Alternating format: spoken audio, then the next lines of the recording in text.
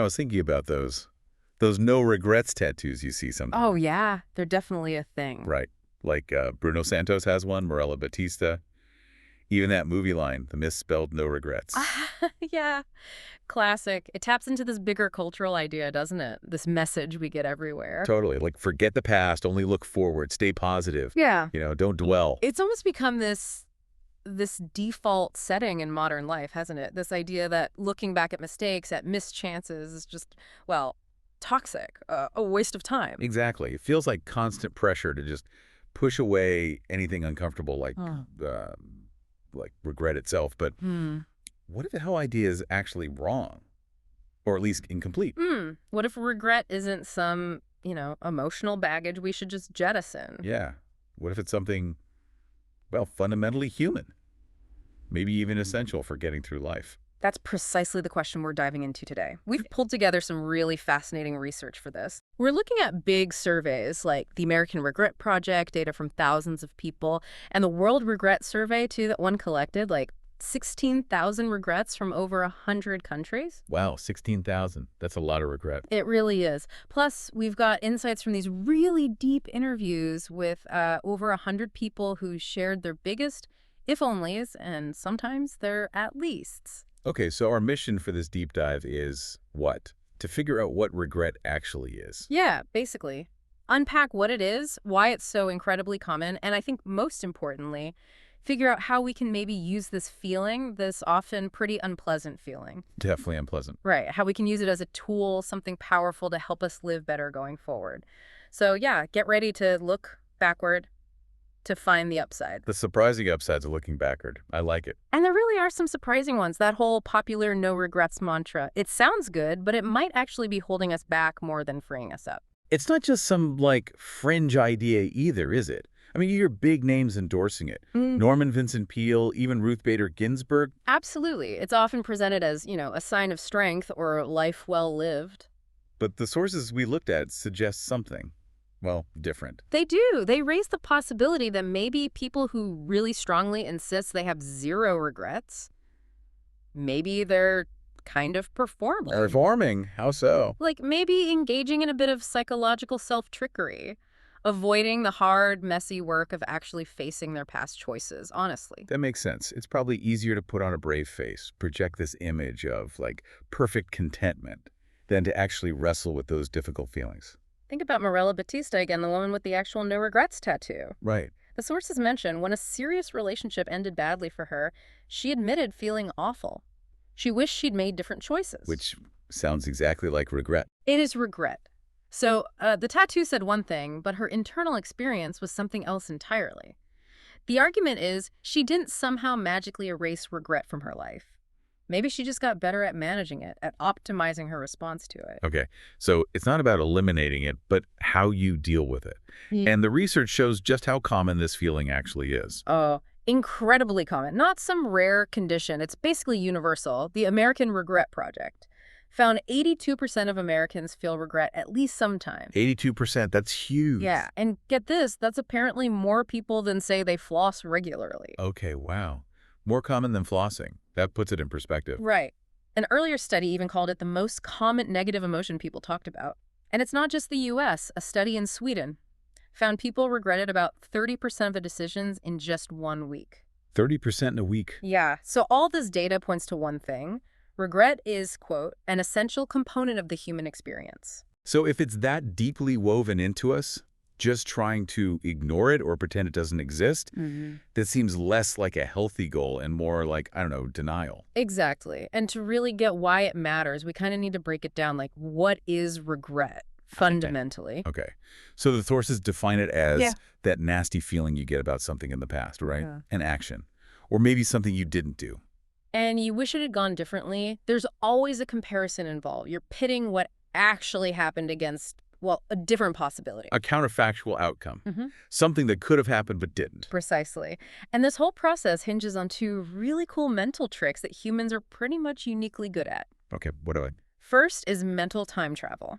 Our amazing ability to zip back to the past in our minds and also to kind of project ourselves into different possible futures. In a second. The sources call it fabulism. which is basically our ability to tell a story about something that never actually occurred, to construct an alternative version of events. Huh. Fabulism. Yeah. Put those two together, time travel and storytelling about what wasn't, and bam, you've got the engine that drives regret. Can you give me an example? Yeah, think about that 52-year-old woman from Virginia in the sources. She regretted not getting the graduate degree she really wanted because her dad talked her out of it. Right. So she uses mental time travel to go back to that decision point years ago. Then she uses fabulism to rewrite the script. In this version, she does follow her desire. She enrolls in that program. Okay. Then she time travels forward again, imagining how her present life might feel different, maybe more satisfying, if she'd made that choice. Wow. That ability to just conjure up these parallel realities based on past choices is pretty powerful stuff. And it's not just powerful, it's actually a sign of a healthy, maturing mind. Developmental psychologists have shown kids usually start understanding regret around age 6 to 8. Oh, interesting. How do they figure that out? There's this classic experiment. They tell kids, like 5-year-olds and 7-year-olds, a story about two kids on bikes, Bob and David. Bob takes his usual route, which is clear. David tries a slightly different path and hits a branch and falls. Okay. The 7-year-olds generally understood that David, the one who chose the different path that led to a bad outcome, would feel more regret than Bob. The 5-year-olds, they didn't really get that connection between the choice and the feeling. So actually being able to feel regret is a developmental milestone, which suggests if you don't feel it, that could be a problem. Exactly. The sources point out that a genuine inability to experience regret can actually be a symptom of certain brain injuries or illnesses. People who truly report zero regrets might not be paragons of mental health. They might actually have specific cognitive issues. That completely flips the script on the whole no regrets ideal, doesn't it? It really does. And just to be super clear, how is regret different from, say, just being disappointed? That's a great distinction. Disappointment is when something bad happens, but it's mostly out of your control. Like the source example, a kid checks under their pillow and the tooth fairy forgot to come. The kid feels disappointed. Okay. Makes sense. But who feels regret? The parents. Because their inaction for getting the money was the cause. Regret is specifically linked to feeling personally responsible for the outcome. Got it. Responsibility is key. Okay, so it's super common. It's tied to these unique human abilities. It's a sign of healthy development, but it still feels pretty bad. Right. It's not pleasant. So how can something that feels so negative actually be good for us? And that's the core shift in perspective the source material really pushes for. The idea isn't to wallow in regret or to just ignore it. It's about confronting it, using it. How? Think of it less like, a lead blanket weighing you down and more like the sources call it a sharp stick. It's a sharp stick. Yeah. Something that kind of pokes you forward when the feeling makes you think and that thinking leads you to actually do something differently next time. That's when regret becomes this incredibly powerful force for improvement, for making us better. A sharp stick guiding us forward. I like that image. So what are the specific ways it does that? What functions did the research uncover? The sources highlight 4 main functions, 4 sort of hidden powers of regret. First, and maybe the most obvious one, it helps us learn from our mistakes. Okay, yeah, makes sense. Regret basically flags bad decisions so we don't repeat them. There is a really vivid example in the sources of a parent who felt terrible regret about yelling really harshly at their 5-year-old for spilling yogurt. Oh, I remember that. Yeah, it still made them cringe years later. But the crucial part, they said, I have never yelled at her in that way again. The regret cemented the lesson. Wow, so that intense feeling really changed their future behavior. Exactly. And it's not just adults. Research shows that once kids develop that capacity for regret, around age 7 or 8, their decision-making gets way better. They learn faster from past choices. Okay, so learning from mistakes, intuitive. What's the second power? Regret can actually boost performance. Boost performance. Oh, right. Well, they did these experiments, like with anagram puzzles. They found that if they subtly prompted people to think, if only, about a past round, kind of inducing a mild regret, those people actually solved more puzzles and solved them faster in the next round. It seems to sharpen focus and increase persistence. So that little sting of, I could have done better, actually fuels you to try harder. It seems so. And what's even wilder is that just thinking about someone else's regret can boost your performance. Get out. Really? Yeah. Oh. Remember Jane and the concert lottery example? People heard about her regretting switching seats and missing the prize. Right? Well, just thinking about her if-only moment led participants in another study to do better in completely unrelated tests and even creative problem-solving tasks later on. That's bizarre. So vicarious regret makes you smarter or more creative, temporarily. It seems to open up this mental space for thinking about alternatives and pushing for better results. It's fascinating. Truly. Okay, number 3. How else does regret help? It can deepen our sense of meaning. Meaning. How does regret lead to meaning? That counterfactual thinking we talked about, imagining if only things had been different, or even at least things weren't worse, especially around big life decisions or turning points. Mm-hmm. Doing that can actually make the experiences you did have feel more significant, more meaningful. Sometimes, the sources suggest, it's even more effective than just trying to sit and ponder the meaning of life directly. Like those Northwestern students thinking about their college choices. Exactly. Imagining they'd gone elsewhere, made different friends, actually highlighted how important and meaningful their actual path, their actual friendships really were. It throws the value of what is into sharper relief. So the contrast makes the reality feel more precious, Yeah. which I guess leads right into the fourth power. It does, perfectly. Regret ultimately reveals what we truly value. Ah. Think about Abby Henderson, the woman who regretted not knowing her grandparents better.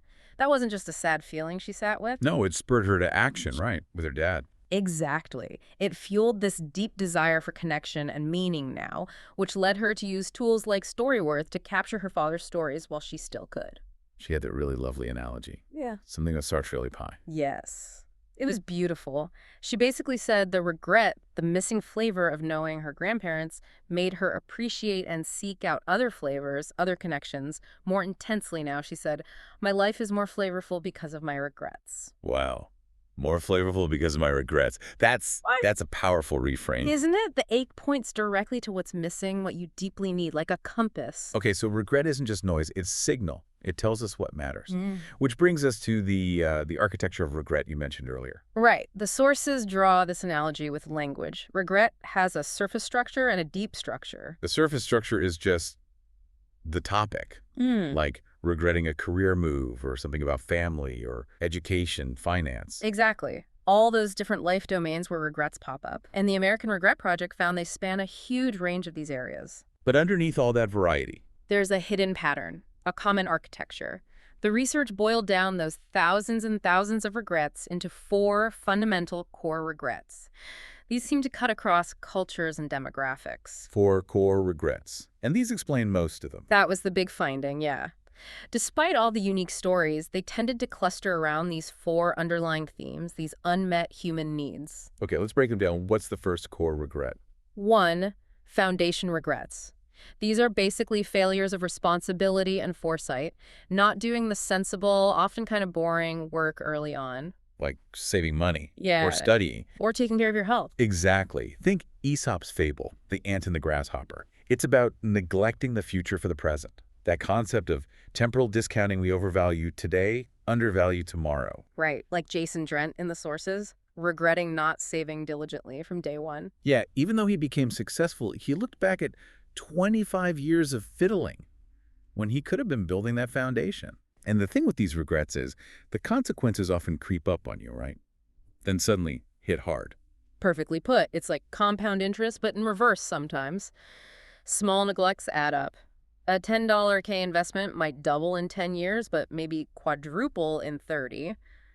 Missing out early has exponential costs later. And they're hard to fix later in life. Yeah. Health, finances. Very difficult to undo.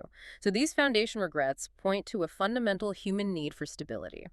And the lesson is pretty straightforward. Plan ahead. Do the work. Although the sources mention something called the foundation attribution error. Right. A little nuance there. Sometimes, especially with foundation regrets, it's tough to draw a clean line between this was my fault and, well, circumstances or the system made it harder. It can be murky. Good point. Okay, second core regret. 2. Boldness regrets. These are the opposite in a way. They're about playing it too safe, failing to take a chance, failing to reach for a potential version of yourself. The if only I'd taken that risk category. Exactly. The sources call it the thwarted possibility of growth.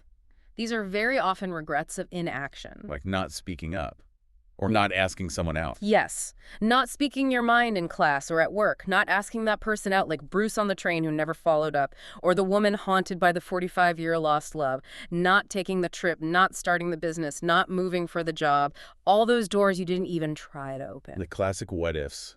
The road's not taken. Precisely. These regrets tap into our deep need for growth, for becoming who we could be. The lesson they carry: speak up, step out, ask the question, take the chance, step off the train, as it were. Okay.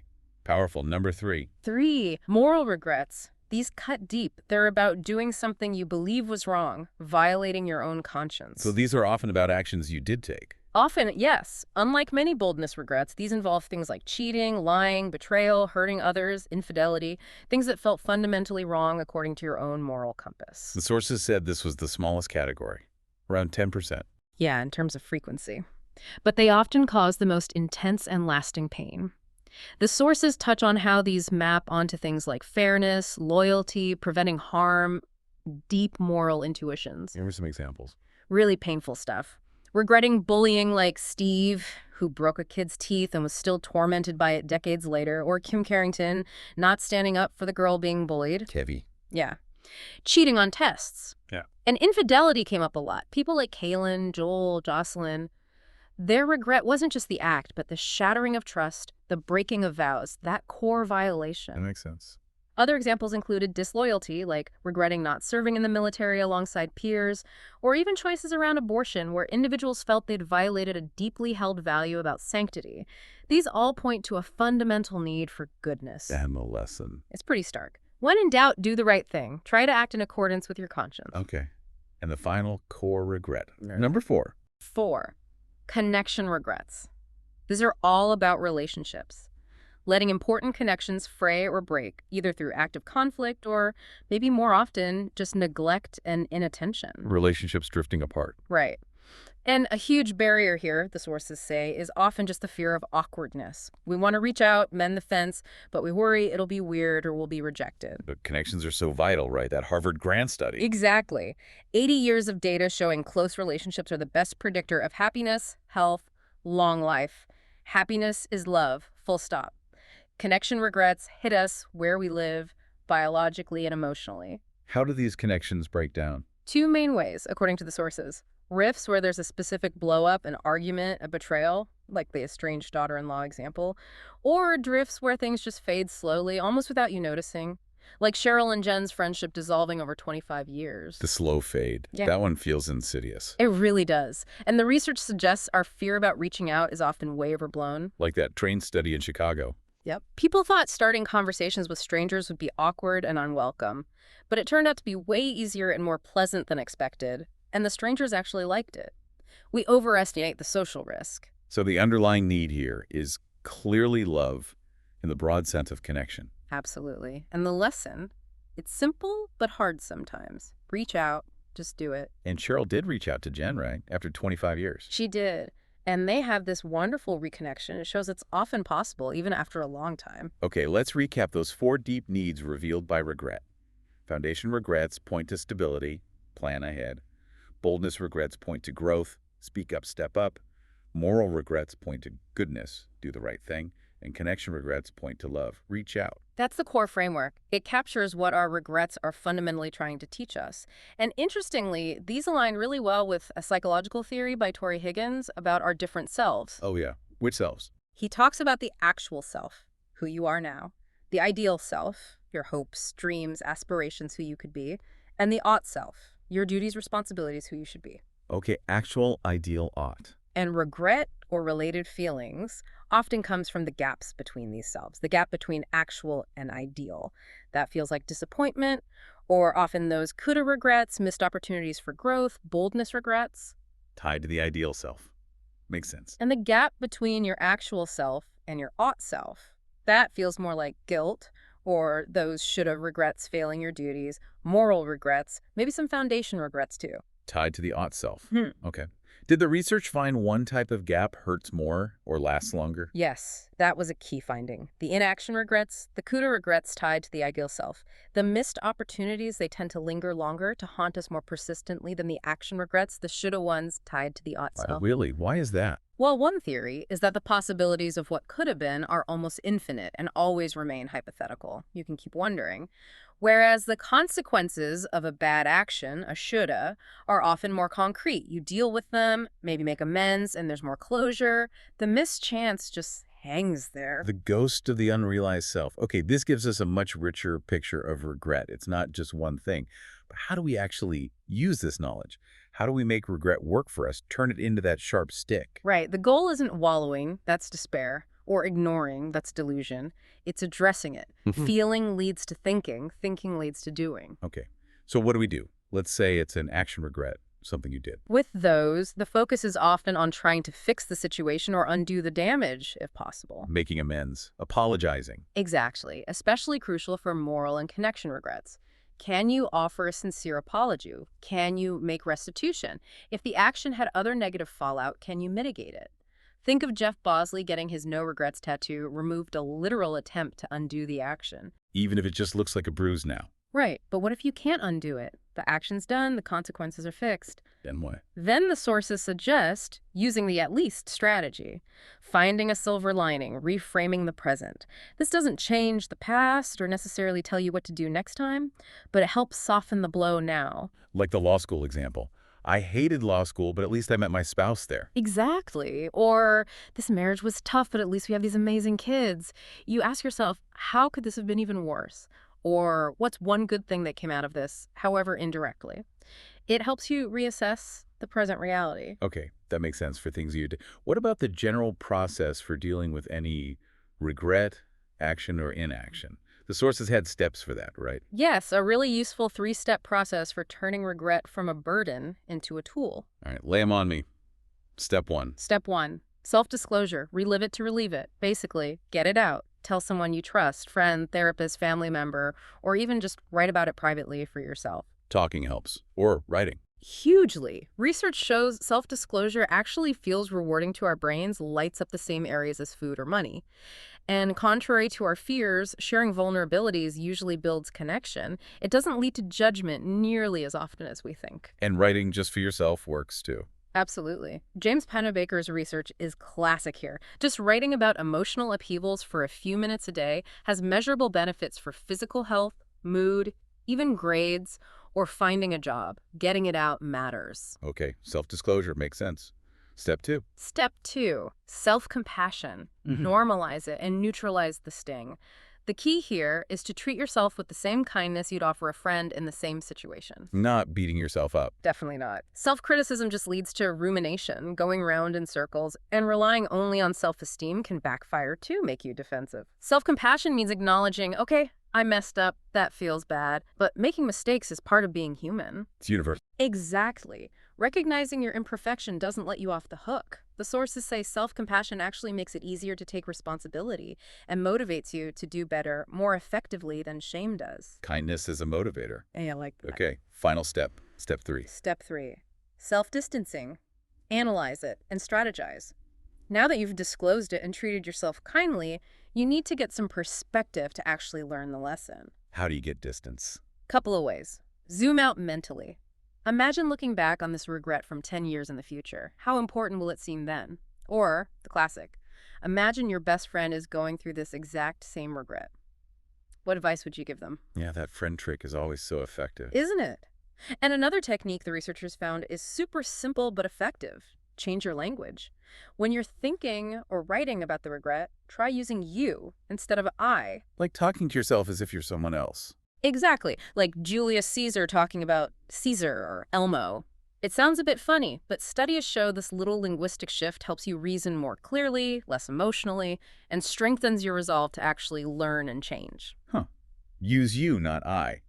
Yeah. Interesting. Okay, so self-disclosure, get it out. Self-compassion, be kind.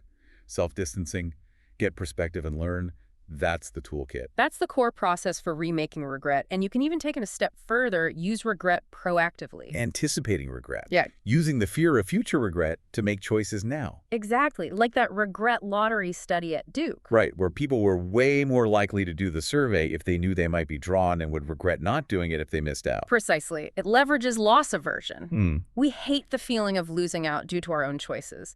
The anticipated regret, I'd kick myself if, is a powerful motivator. And Jeff Bezos used this, didn't he? His regret minimization framework. Famously, he projected himself to age 80 and asked, will I regret not trying this Amazon thing more than trying and potentially failing? For him, the regret of inaction, of wondering what if, felt far bigger. That seems like a great tool for those big crossroads decisions, especially the potential boldness regrets. It is, but, and this is a big but, the sources issue a pretty strong warning here. Relying too much on anticipating regret can have downsides. Like what?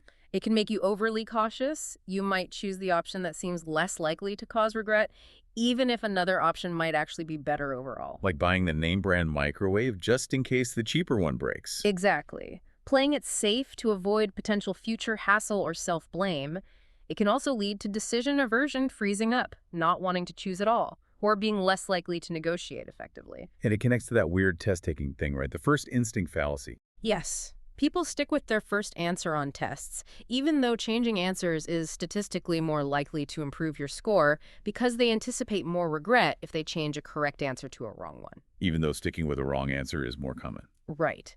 The anticipated pain of the action, changing, leading to a bad outcome, feels worse than the pain of the inaction, sticking, leading to the same bad outcome. It's irrational, but powerful. So anticipating regret is a tool, but a potentially tricky one. How do we manage it wisely? The advice from the sources is pretty clear. For most everyday decisions, don't overthink it. Satisfice. Pick something that's good enough and move on. Don't torture yourself trying to optimize every little choice to preemptively avoid any possible future regret. Save your energy. Exactly. But for the really big decisions, the ones that touch on those 4 core needs, stability, growth, goodness, love, maximize. That's when you use anticipated regret thoughtfully. Project forward. Ask yourself, age 80, which path would leave the deeper sting, which aligns with your core values? That feels like a really practical balance. Satisfies the small stuff, maximize the big stuff, using regret anticipation as one guide. Precisely. Look, regret is never going to feel good. It's not something you'd, actually want tattooed on you, probably. Unless maybe you regretted not getting a tattoo. Who knows? Maybe. But what this deep dive shows, based on all this research, is that regret is far from useless.